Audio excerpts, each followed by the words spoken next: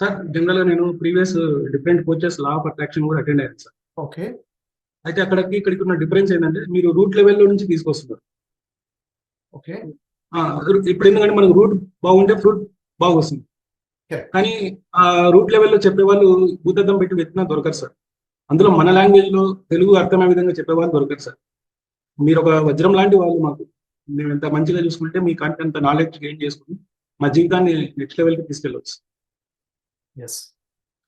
Thank you very much Satish గారు. మీ actual గా నేను ఒక హెల్త్ కోచ్ గా ముందుకు వెళ్ళాలి, ఒక ట్రైనర్ గా సక్సెస్ కావాలని ప్రయాణంలో కాస్త దాని మీద నేను ఎవరికైనా హెల్త్ గురించి మాట్లాడితే పబ్లిక్ దాన్ని అంత సీరియస్ గా తీసుకోవడం లేదు. అంటే మనం ఎంత వాల్యూ యాడ్ చేస్తామన్నా ఇప్పుడు సొసైటీలో ఉన్న మెయిన్ ప్రాబ్లం ఏంటంటే 4 డబ్బులు సంపాదించడం ఎలా.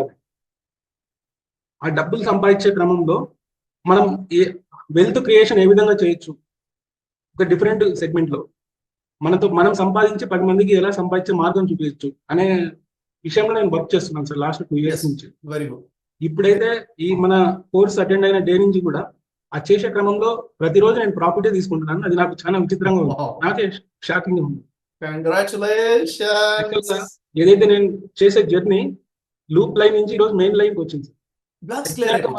ప్రోగ్రామ్ స్టార్ట్ అయిన డే నుంచి నేను చెప్తున్నాను కదా, మీరు డైలీ రాసుకుంటూ వెళ్ళండి. ఎవ్రీ డే గ్రోత్ చూస్తారు. మిలియన్స్ ఆఫ్ మనీ మీరు పట్టుకొని నాకు చెప్తారు. మీరు టెస్ట్ తప్పకుండా. ఓకే. కాన్ఫిడెంట్ ఉంది. తప్పకుండా నేను పబ్లిక్